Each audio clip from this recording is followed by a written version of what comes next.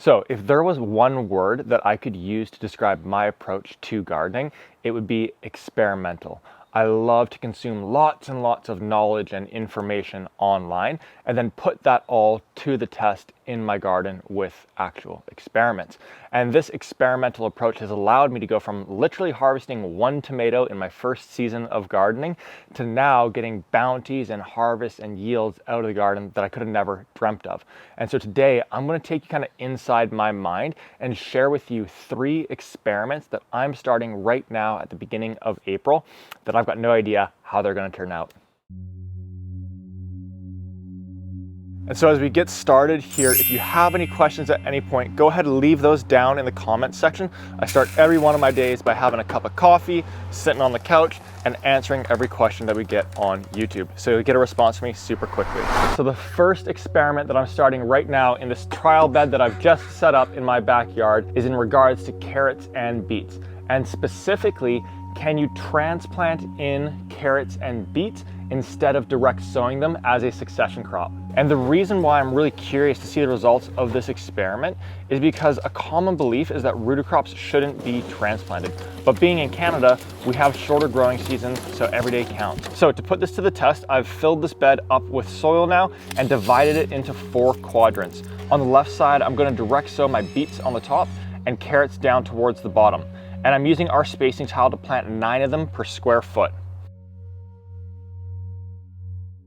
And now I'm also going to start a bunch of carrots and beets, but the only difference is that I'm going to start them in seed cells directly beside them here.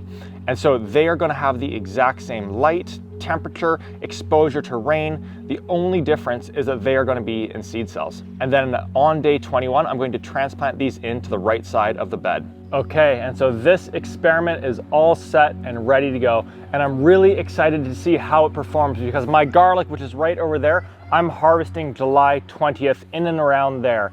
And so I would love it if I'm able to start my beets and carrots that are going to go into that bed as a succession crop about 20 days earlier. So if you're interested to see if that works, if it's a possibility, then subscribe to the channel here because I'm going to release the results from this experiment in a couple months' time. And you might be noticing that I didn't do anything on this side. I'm happy with the number of seedlings we're going to have on this side, and so I'll end up doing some form of a different experiment over here. Going to think on that one over the course of the weekend.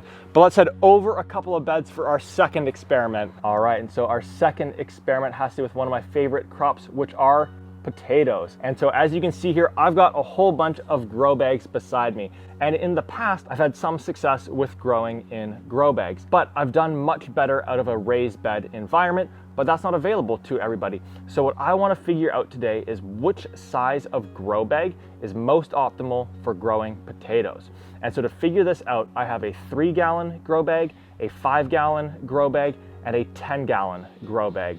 So to run this experiment, I'm first going to go ahead and start filling up the grow bags with soil. And this is a 75% compost, 25% vermiculite blend. So I'm just going to quickly move the grow bags over here so we can see them in a line so that you can see the difference in size between each of the bags. Should have done this before I filled them with soil.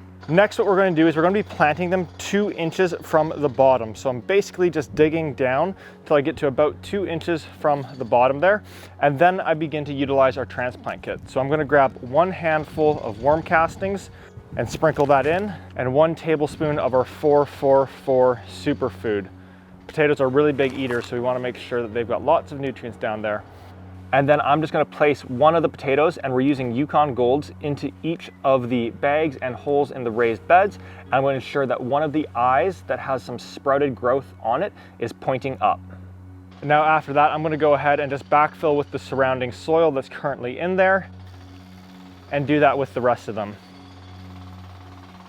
And so the last 2 things that I'm going to do here are fill each of the grow bags up to the respective tops of their grow bag. And this is where we could end up seeing some difference because the 3-gallon grow bag just simply is not tall as the 10-gallon grow bag.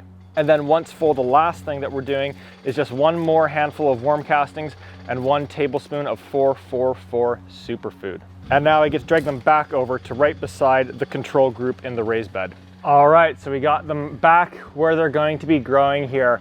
And in the meantime, I also put down that control set of potatoes in the raised bed right beside here. I even put the exact same soil blend in there. So we should be able to make some really, really good comparisons here.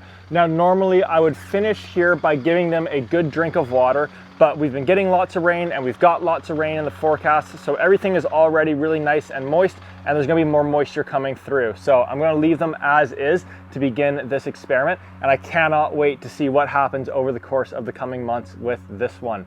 So let's now head to the far side of the garden for our third and final experiment, which is definitely the one that I'm most nervous about. Garlic babies. All right, so just before we begin diving into our third and final experiment for today, for those of you that I have not met before, I'm Jordan from Mind and Soil, where we're looking to introduce 1 million individuals to the mental health benefits of gardening.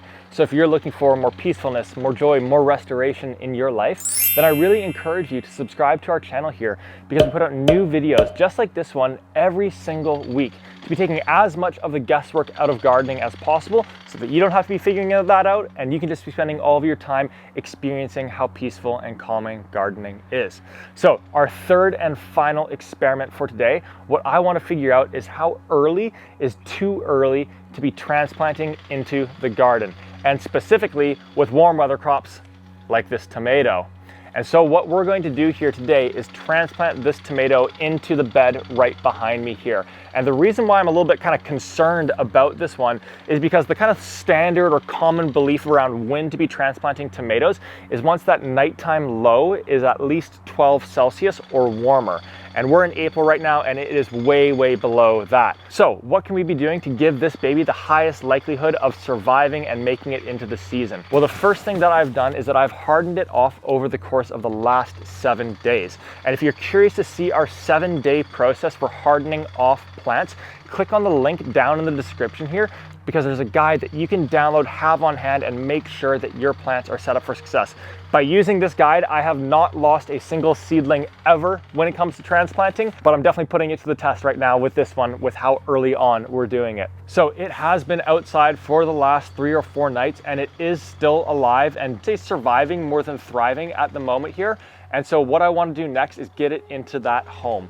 And so what I'm going to do is I'm going to transplant it really deep here. So I'm digging down nice and deep into the bed, and I'm going to bury as much of the plant as possible for 2 reasons. First, that's going to keep it away from the cool air and temperature outside. And second, any new part of this tomato stem that we bury, it's going to have new roots that are growing off of it. So if it survives, it could end up being in a really great place. Now that I've got it transplanted, I'm going to go ahead and put down a leaf mulch, and this is going to add a couple more inches of insulation all around it. And now continuing from there, the next thing that I'm going to do is I'm going to put down black landscape fabric on top of that leaf mulch.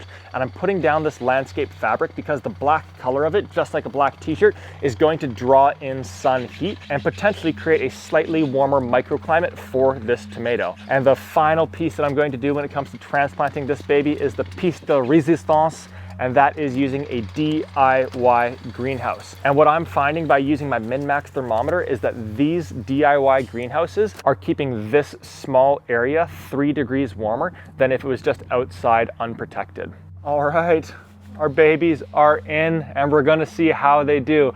I've really got no idea what to expect here. I'm like somewhat hopeful, but then I just look at the weather and there is both snow and freezing levels in the forecast. So we're gonna see how it goes. And one thing that's gonna be really neat and kind of cool is that inside, underneath the grow lights, I have a set of cherry tomatoes that I started on the exact same day. So in about 6 weeks, when I transplant those into the garden, we're gonna be able to compare and see what impact did it have transplanting this early on, if it even survives. So if you're curious to see what the results are of these experiments, go ahead and subscribe to our channel here, because I'm going to share them over the course of the coming months as we get to the end of them. And if you'd like to see more videos like this, let me know down in the comments. I can start doing more stuff like this.